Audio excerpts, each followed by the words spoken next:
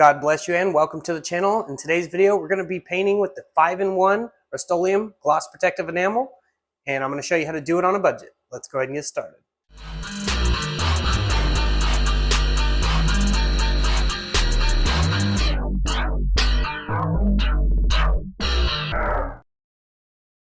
All right, so we have my 97 Honda Accord, which if you recognize this car from previous videos, this was my good friend and brother in Christ Jacob's car.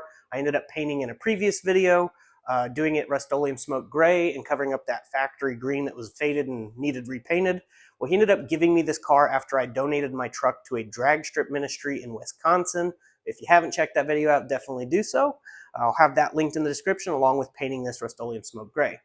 So when I got the car, the first things I did was put an aftermarket grille on it after fixing the head gasket that was bad and putting an aftermarket front lip kit on it, paint matching that as well. And I ended up replacing both the fenders with brand new ones and paint matching those so it all blended together pretty decent. And then I went ahead and replaced the driver door because it had waves in it and I just did not want to try to mess with the bodywork on that. I'm not good at bodywork. So I ended up getting a door, color matched that as well. Now we're going to be using these Scotch-Brite pads, which are around 320 to 400 grit, and scuffing the entire car up. We want it just to look nice and dull. We don't want any shiny spots on it, so that way the paint will bond really good to it. We already have a decent base coat now. I also went ahead and threw these covers over each one of the wheels to protect the wheels from overspray. It's a real quick, easy method to making sure you don't get overspray on your wheels, and they're not that expensive. They will be linked in the description. I highly recommend these things. Then I went ahead and did all the plastic on the windows. What I like to do here is, this is a $1 roll of plastic. You can spread the whole thing out over the entire vehicle, and then you basically just use a razor blade, trim out each window, tape up the seals, fold the tape over, and it goes right over the plastic.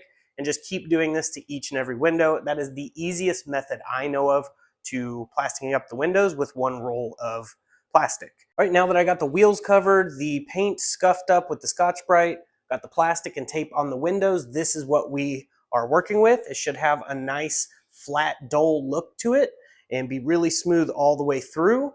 And you definitely want the temperature around 65 to 75 when painting. I know that's really hard to do, but you want to make sure the conditions are just right. If it's too cold, it'll run easy. If it's too hot, it'll dry too fast and you'll get stripes. If you need more information on those videos, I have a lot on this channel covering those in better detail.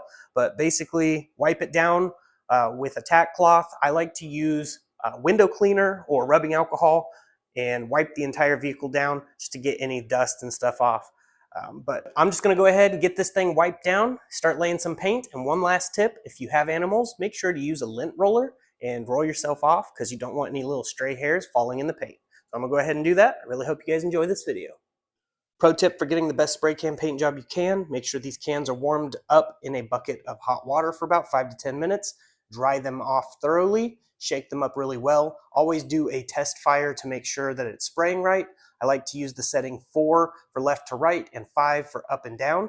And that's basically the only tips I have for you. So as long as you follow the same process, you should get the same results. Now keep in mind, this is white going over gray, so it will take more material to cover this vehicle. So I'm going to go ahead and get started. I really hope you guys enjoy this video. And if you're new here, please consider subscribing.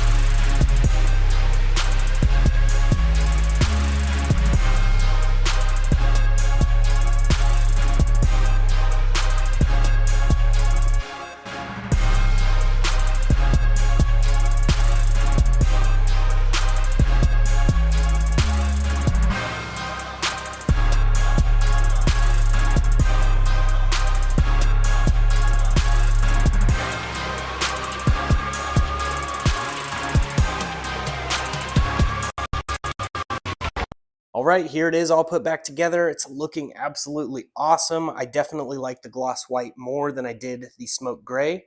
Now, don't get me wrong, the smoke gray turned out amazing. Like, for example, on my brother's Civic, it looked perfect with the engine bay, under the hood, and all of that done. But on this particular car, I think the white looks a lot better. So we did use 8 cans of the 5-in-1. Now, typically it doesn't use that much paint, but since we're going a brighter color over a darker color, it definitely did. And I was switching constantly between the 4 and 5 setting on there, but it came out absolutely awesome and it looks really good. I also did inside the gas lid area, so all that looks really good as well. We got all this back here done, got the gold Honda emblem on there, and it's just looking overall great. Now, normally I do the inside door jambs on the vehicle. It's not very hard to do those separate, so once this is dry, you can open the doors, tape and plastic everything up, and paint those at a separate time, and it won't be too much extra work. But for right now, I'm limited on space. This right here, I could probably do the passenger side, but if I'm going to be doing it all, I'd like to get all of them done at the same time.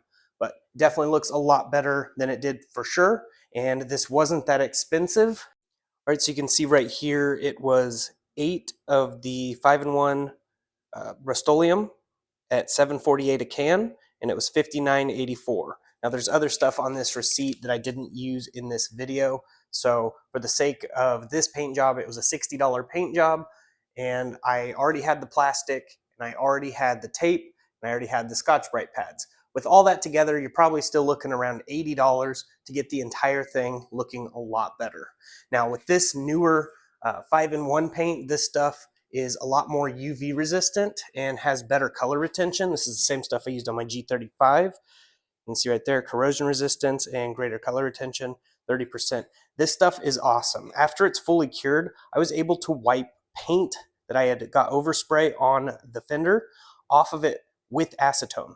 So this stuff is pretty strong paint. Normal spray paint, if you were to use acetone on a rag, it would eat the paint right off, but this stuff it didn't after it was fully cured. So it's definitely a lot stronger and it holds up to weather a lot better, so it doesn't fade as easy. And if you garage keep the cars, they definitely stay a lot shinier, a lot longer. If you want to, you could let this dry for a month, come back, do a light wet sand with 800 grit over the whole thing or 1000 grit, and then 2K clear it, and then do multiple layers of 2K clear, then buff it out, and it would look just like a showroom paint job. But for the sake of doing it on a budget, it looks really good for what it is. And if things fall in your paint, like I got a spider that came down and landed right there while it's tacky, you're just gonna wait until the paint is fully dry and you can just wipe them right out. Same with a little bit of dirt that fell right there. After it is fully dry, you can wipe that right out and you won't even tell it was there. But other than that, turns out really good for a low price, as long as you follow the directions. Make sure you're not painting in direct sunlight. Make sure it's not really windy. Make sure it's not too cold. Make sure it's not too hot. And if you lay the coats on real light at first and then go back over it a little thicker, it comes out pretty good. Now, there is a high possibility of runs. Now, I typically don't get runs in my paint jobs anymore because I know how thick to lay it on, so it doesn't. But on this particular car, I did actually get a run right there. I had to lay these coats really thick, and that's why that happened, and it's on the curve. That's the only one on the entire vehicle, and in order to fix those, what I would do is I would sand out the run, wet sand the rest of the hood, and just shoot the hood one more time. You can't just touch up one little spot, unfortunately. But it's not too hard to do, and you could barely even tell it's there, so I'm probably just going to leave it because I'm not worried about it. You can get these results too. Just take your time and maybe get a little extra paint just in case. I have a lot more experience with the spray can, but any average Joe can do these paint jobs. I had a lot of people send in the pictures of their vehicles that they spray can painted, and they turned out absolutely awesome. I have videos of me going over some of their paint jobs, so definitely feel free to browse the video so you can see their work. So it's not just because I have some magic touch or anything. I'm just a normal guy, just like the rest of you guys, just trying to make cool things for little money. But I really hope these videos inspire you to get out there and give it a try. The worst thing, you fail, you just try again. If you get knocked down 7 times, you get up 8. That is basically it for this video. I really hope you enjoyed it. If you did, please hit that like button, drop a comment below, share the videos around, and stay tuned for the outro because there's a very important message. I'm going to go ahead and roll that outro, and here it is. I want to let you know the gospel, which means good news. And the good news is we no longer have to live this way. We don't have to live in bondage and sin and addiction and in depression. We can call upon the name of names and the Lord of Lords, which is Jesus. He went to the cross and died for sinners like me and like you. Every one of us falls short of the glory of God. For the wages of sin is death. The free gift of eternal life comes through Jesus Christ and his sacrifice. All you have to do is believe in your heart and confess with your mouth that Jesus rose from the dead by the power of God, defeated sin and death for us, and you will be saved. After you're saved, the good works start to show. We're not saved by our works. We can't be saved by feeding the homeless or the poor or going and doing good deeds and stop cussing, but we are saved through our faith in Jesus Christ. And once you have that faith, those things seem to fall off. Your language will clear up, your good deeds will start flourishing, and you will show fruit that you are saved by the King of Kings. Jesus loves you. I love you. And I just wanted to let you know this truth. I know there's people that reject it, but that's their choice. God did not invent hell for us. He gave us a way out with Jesus at the cross. Hell wasn't designed for us. It was actually designed for the fallen angels and the ones that followed after Satan. And it's because of Satan's pride. So remember that whenever you see that word pride everywhere. Just remember, it's because of pride that Satan fell. Don't fall into that trap. But God also does honor our choice. If we want to live away from him, he will honor that because he loves us. Love must be free and not forced. See, God is a just God and a God of love, and he loves us so much he gave us free will to choose him or reject him. And either which way we go, he will honor. If we choose him, all the other things are going to fall off and we're going to go towards him. If we reject him, he'll honor that by sending you far from him. And hell is a place of torment. And it will also be filled with a bunch of religious fanatics who sit there shaking their finger at you because you're doing this, but they're doing even worse. They know the truth, so they're going to be held to a higher standard. As soon as you know the truth, you are held to a higher standard. So it's worse for a believer than an unbeliever. I just want to call all of my brothers and sisters out there who have backslid. I've done it, and I call them back in the name of Jesus. I pray this message reaches you. So all you have to do is believe in the finished work. It's not complicated. Open your Bible, start reading, and ask God to open your eyes. And I pray this message reaches whoever it's intended for, because I know there's a lot going on in the world. Guys, he's coming back soon. Jesus is coming. So go ahead, open your Bible, tell the world. I just want to let you know, God loves you and I love you. If you're saying in your mind, you can't love me, you don't even know me. Well, people hate each other for no reason. I get hated on all the time and people don't know me. So I can love you for no reason. But my reason comes from above. His name is Jesus. Just wanted to leave you with that. God bless each and every one of you. Jesus loves